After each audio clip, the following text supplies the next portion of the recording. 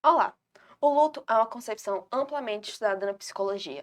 Na psicanálise, vai dizer que é uma perda do elo significativo entre a pessoa e o seu objeto. Na fenomenologia, é a quebra da relação eu-tu. Há uma perda do tu. Na cognitivo-comportamental, vai dizer que é um processo cognitivo no qual, diante de uma perda, o sujeito inicia uma busca por um significado, acionando lembranças associadas à pessoa falecida como via de adaptação à nova realidade. Pedro, no seu processo de luto, rememora a vida de seu pai, que foi morto por policiais em Porto Alegre, não de forma triste, mas autêntica e decantada, levantando as questões que atravessam sua existência, que foi guiada por Ogum. Eu sou Marta Vitória, esse é André Vinícius e essa é Júlia Evelyn, e hoje a gente vai comentar um pouco sobre o livro ganhador do Prêmio Jabuti em 2021, O Avesso da Pele, de Jefferson Tenório, Sim. que aborda vários e vários temas. Uhum. Bom, o livro, vamos dizer que ele abre, né, com o fato de que o pai, certo, do narrador foi assassinado pela polícia, certo, que traz um trecho aqui no livro que diz: "E ser confundido com bandido vai fazer parte da sua trajetória, e você vai custar a compreender por que essas coisas acontecem." Página 14, 15 do livro, que traz a crítica, né, certo, de como a pessoa negra ela é vista como bandido pelas forças policiais, como isso custa a vida delas por até fazer nada, certo? Realmente por puro racismo, certo? Como não é de hoje que isso acontece, isso é uma coisa que acontece há muito tempo, certo? E é a partir disso que o narrador, ele cita isso como a morte do pai e ele vai rememorando toda a trajetória, toda a história do pai, como ele enfrenta essas questões dele na vida toda dele, não só dele, mas também da mãe dele, de todas as outras pessoas que estão ali dentro do ciclo, certo? E é uma das questões que, enfim, que é o ponto que vai abrir, certo? E o outro trecho que fala dessa questão da polícia, que diz que quero dizer também que o professor Henrique Nunes, né, que é o pai ou do narrador, perdão, não morreu por mera circunstância da vida, morreu porque era um alvo de uma política de Estado, uma política que persegue e mata homens negros e mulheres negras há séculos, certo? E agora, minha companheira aqui vai assumir. Outro ponto muito interessante que se trata no livro é sobre a sexualização do corpo negro. Sim. E isso é visto em mais de uma vez durante a narrativa do livro. E a primeira dela é sobre quando o Henrique ele tem um relacionamento com uma mulher branca chamada Juliana.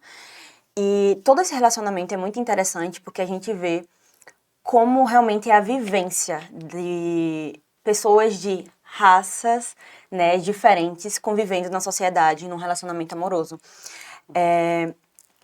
E aqui fala sobre quando as amigas de Juliana chegavam até ela e ficavam perguntando coisas específicas sobre o namorado, né? Então como ele é? Tem pegada mesmo? Como dizem que são os negros? E o órgão genital dele é grande?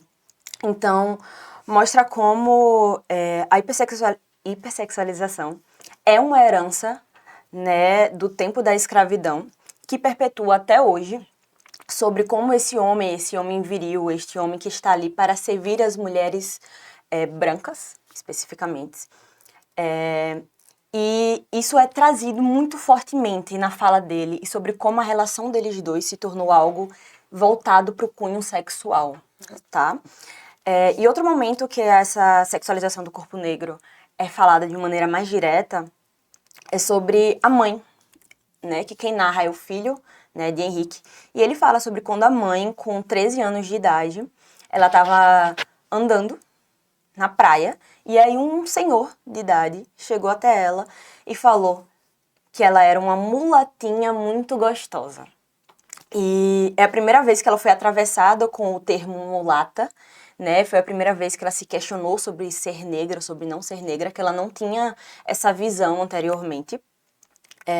E conta como ela começou a tapar o próprio corpo, né, numa tentativa de não ser vista desta maneira pela sociedade. Isso como atravessou a vida inteira dela, né, sobre a sexualização de homens brancos, principalmente, e homens mais velhos. E outro momento também é quando a irmã dele diz que os homens não veem ela, né? Para eles, ela é só um corpo branco, um fetiche sexual. E isso traz muita raiva, né, na fala dela, no dia a dia dela. Então isso é uma parte muito interessante do livro. Ainda sobre esse espaço de serviço, né, que o corpo negro tem em relação às pessoas brancas, a branquitude nesse processo de opressão e apagamento do corpo negro acontece também em momentos específicos, por exemplo, quando a mãe dele tá namorando um rapaz branco e a mãe dele fala que ela deveria ajudar na casa, que ela deveria fazer menos barulho quando estava fazendo atos com o filho, que ela já tinha ouvido que mulheres pretas são assim mesmo e que ela deveria ocupar esse lugar especificamente.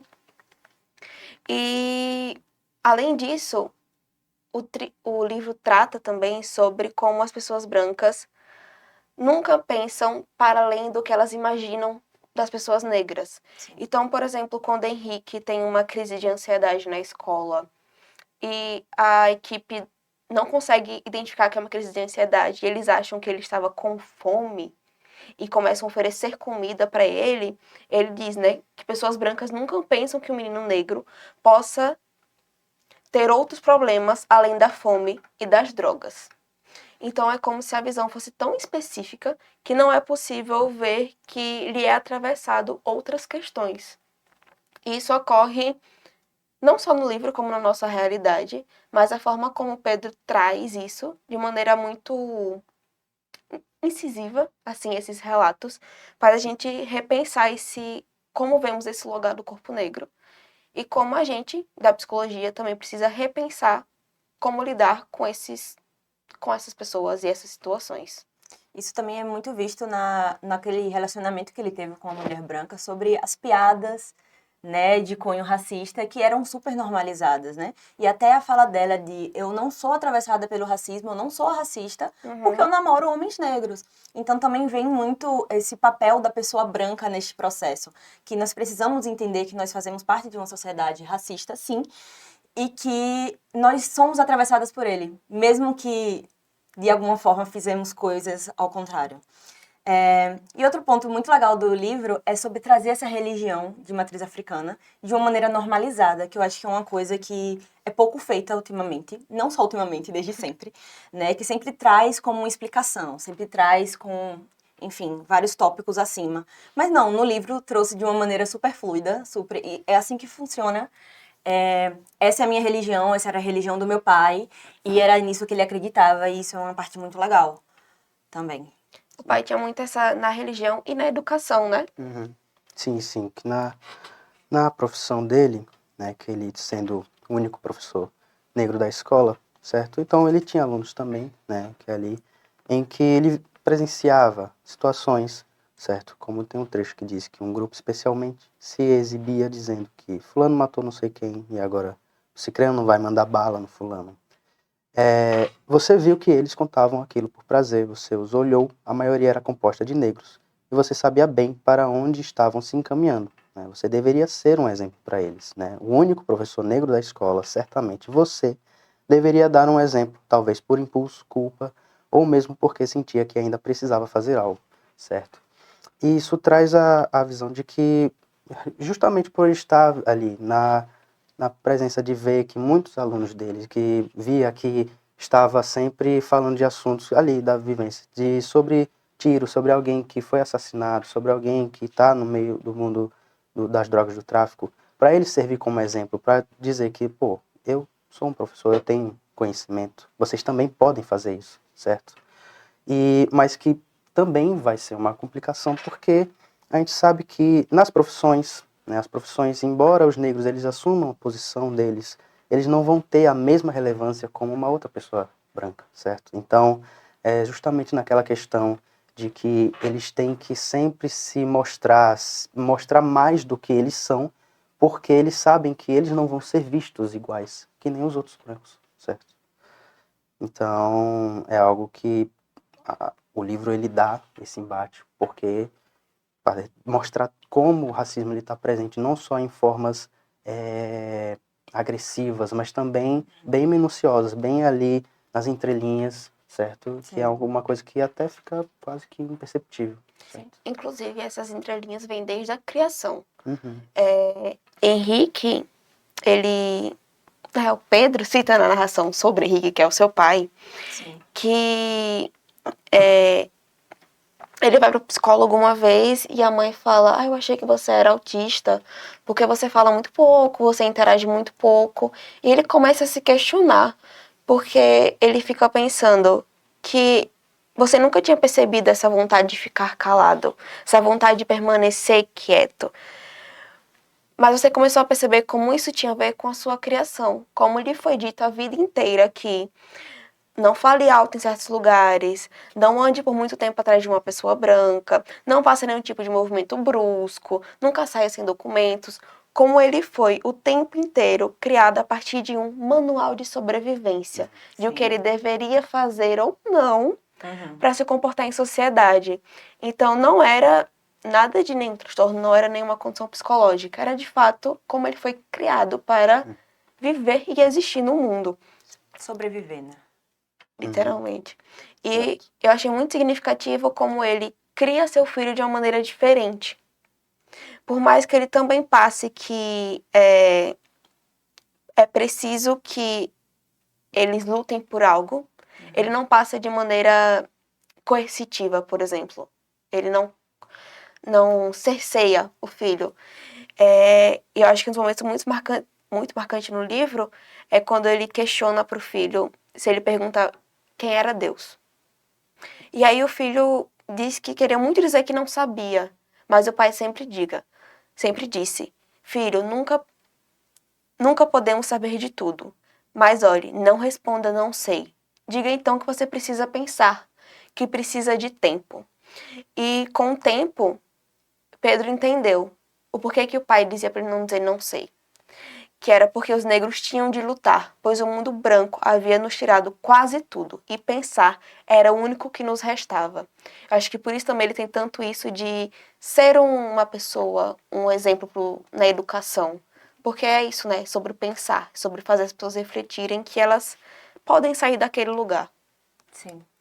E isso é muito um espelho da vivência de Henrique, né, durante toda a sua vida, inclusive nos próprios relacionamentos.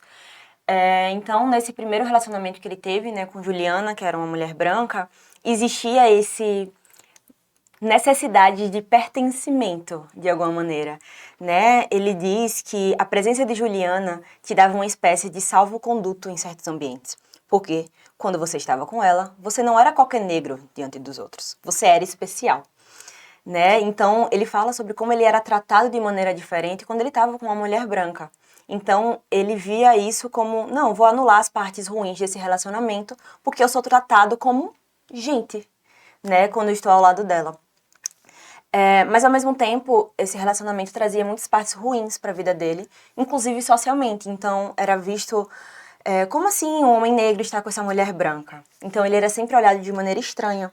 O que nos leva para o relacionamento dele com a mãe de Pedro, né? Que dessa vez eles eram duas pessoas negras. Isso é muito interessante, porque o tema racialidade, ele se torna uma questão, ele é um ponto principal na relação entre eles, né? Então, mas ao mesmo tempo que eles tinham um relacionamento muito conturbado, ele dizia, ninguém olhava para vocês com curiosidade ou espanto, porque vocês eram iguais. Porque vocês pertenciam ao mesmo grupo racial. E por ele ter tido uma criação diferente da dela, ela foi criada por pessoas brancas, então para ela falar sobre racismo perpetuava o racismo. Enquanto para ele era necessário falar sobre racismo, para poder que as coisas mudassem. Então, é interessante ver o embate de pensamentos sobre o mesmo tema, mesmo sendo duas pessoas negras. É tanto que a mãe de Pedro, que o nome dela é Marta também, em uma briga muito grande que eles têm, eles decidem que não iam mais falar sobre questões raciais e queriam fazer terapia de casal. E é um capítulo muito interessante, vamos usar a palavra interessante do livro. Porque é uma terapia de casal que eu não imaginava que iria acontecer assim. Os dois são atendidos pela psicanálise, eles chamam os dois psicanalistas na mesma sessão para conduzir aquele momento, né? Sim.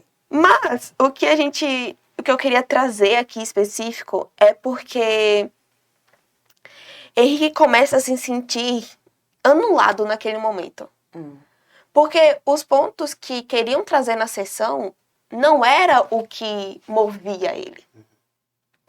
Então, ele inclusive, o filho cita, né, que tipo, você pensou que eles não sabiam nada de vocês, não conheciam o tumulto vital de vocês. Eles não faziam a mínima ideia de que metade dos seus problemas estavam contidas na cor de pele. Não diretamente, mas lá no fundo, você sabia que tudo isso era mais um complexo de que eles não conseguiam imaginar. E aí ele vai para uma frase que a gente pode expandir para toda a psicologia, que é uma crítica que a gente levanta até hoje, que ele diz: a psicanálise tinha cor e ela era branca, você pensou. E definitivamente havia coisas que escapavam a Freud. E ele traz como ninguém nunca te disse que você pode fracassar. Quando uma pessoa branca te elogia, você nunca sabe se aquilo é sincero ou não. Ou se ela apenas não está querendo ser acusada de racismo. E aí ele diz que para sobreviver, porque é assim que você vê a vida, um tumulto vital com o qual você tem que lidar, apesar da sua cor de pele. E ele termina dizendo, e essa é a perversidade do racismo, porque ela simplesmente te impede de visitar os próprios infernos. Sim, Freud nos escapa, você pensava. Isso não é algo que se limita à psicanálise. Isso se limita a muitas abordagens da psicologia.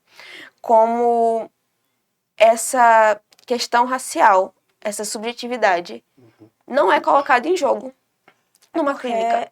A psicologia, a psicanálise e afins, todas foram criadas por homens brancos europeus. Então, a realidade social é completamente diferente, a realidade racial é completamente diferente. E, obviamente, a psicologia está num caminho para tentar mudar isso, mas a gente sabe que não é realidade ainda. Então, a psicologia é de brancos ricos para brancos ricos. E isso se reflete, por exemplo, no preço. O preço é muito caro, pessoas pobres não conseguem. E a gente sabe que a maioria das pessoas em estado de pobreza maior são pessoas negras. Então, é um reflexo muito grande. E eu achei muito interessante isso, eles trazerem isso no livro. Porque, obviamente, a gente faz psicologia, né? A gente tá aqui para defender psicologia, sim. Mas também estamos para poder criticar, porque é necessário. Exatamente. E a gente pega, principalmente porque, até pela visão que a psicologia tem, até por um certo status, né? De que psicologia é aquele que se faz em consultório clínico. Vai lá no consultório clínico, de que tá lá, fulaninho tá com algum problema, vai lá atrás e o terapeuta vai tentar buscar junto com ele maneira de solucionar aquilo. Mas quando é que chega uma pessoa que diz que simplesmente o sofrimento dela é, a vivência, o contexto que ela vive, a sociedade que ela vive, a sociedade, no caso, o núcleo ali que ele vive, contexto socioeconômico, certo? Contexto social, se for a gente puxar para o livro que é o contexto racial. Como é que um psicólogo clínico, que é dotado de técnicas mais comportamentais, certo? Como é que ele vai lidar com esse problema, certo? Sim. Não é uma crítica nesse sentido, mas a gente pode trazer como é uma coisa muito mais complexa. Não é só chegar assim, a gente vai resolver uma demanda sua, mas quando é que a gente vai resolver uma demanda que não depende só de mudar comportamento, não depende só, não, vou pensar diferente, porque ela é afetada, a própria vivência dela é afetada. E aí daí vem a importância da psicologia ser além da clínica. Exato. Então nós temos a psicologia jurídica, nós precisamos estar dentro da criação das leis, nós precisamos estar nas ruas com a psicologia social. Adultos, principalmente. Exatamente. Psicologia comunitária está aí para isso também. Psicologia escolar tá aí para poder ter uma consciência racial. Sim. Se tivesse um psicólogo naquele momento que ele teve uma crise de ansiedade, ele não ia receber biscoitos. Exato. Exatamente. Então, psicologia organizacional. Do trabalho. Então, é entender que a psicologia é além. Sim. do que o simples uma pessoa na frente da outra e falar. Não que isso não seja importante, inclusive, psicologia Muito clínica importante. todo mundo faça. Exato. Mas é entender que, inclusive, a pessoa que está lá dentro precisa ter uma visão para além. Exato. Sabe? Porque o indivíduo não é só o que ele está falando. Ele Sim. tem uma história, ele tem, por exemplo, racialidade, ele tem gênero, e ele tem vários traços que devem ser levados em consideração no momento clínico, inclusive. Exato. Eu costumo dizer que todo mundo chega para a psicologia com uma mochilinha. Sim. Uma mochilinha de Cada um gênero, racialidade, história de vida, contexto socioeconômico, Familiar, vivências sexualidade. passadas, sexualidade, afetações no geral. E às vezes a gente acaba invalidando isso de certa forma. Sim. E é por isso que é tão importante a gente falar sobre isso. A gente levantar essa pauta no nosso curso, por exemplo, que ainda temos pouquíssimas grades curriculares que falam sobre. Sim. Inclusive, essa disciplina que é para esse podcast, ela é optativa. E várias questões que a gente precisa lutar. E por mais que o nosso Conselho Federal de Psicologia esteja trabalhando nisso, tenha muitos CREPOPs e muitos centros de referência para a gente poder se embasar nisso, as pessoas sabem disso, as pessoas chegam até isso, as pessoas leem isso. Porque isso vai além de só de como o curso é formado. Sim. Vai além de quem nós somos como pessoa. Exato. E de como a nossa sociedade vê isso. Sim. Então, falamos muito. Sim. Já. Então, pra gente encerrar, a gente vai agora citar a fala que a tia de Pedro fala pra ele após o velório do pai, que é muito marcante. E é a seguinte, ela começa dizendo: a gente se acostuma com tudo. A gente se acostuma quando você caminha na rua e as pessoas recolhem as bolsas e mochilas. A gente se acostuma quando os próprios homens preferem as negras mais claras. A gente se acostuma a ser só. A gente se acostuma a chegar numa entrevista de emprego e fingir que não percebeu a cara desapontada do entrevistador. Mas não estou reclamando. Porque, com o passar dos anos, eu aprendi a me defender. Aprendi a inventar estratégias de sobrevivência. Seu pai também teve de inventar estratégias, mas isso não significa que sejamos sempre bem-sucedidos. Quero dizer que nós, às vezes, falhamos. E falhar, no nosso caso, pode resultar num erro fatal. Ainda assim, Pedro, ainda assim a gente segue. O que você tem a compreender é que os homens negros sofrem suas violências e que as mulheres negras sofrem outras. Algumas são parecidas, mas veja, somos diferentes. Nem sempre as causas são iguais. E foi isso. É isso. Muito obrigada. Obrigado. Foi ótimo. Sim. É isso. Até uma próxima. Até uma próxima. Tchau, tchau. Tchau, tchau.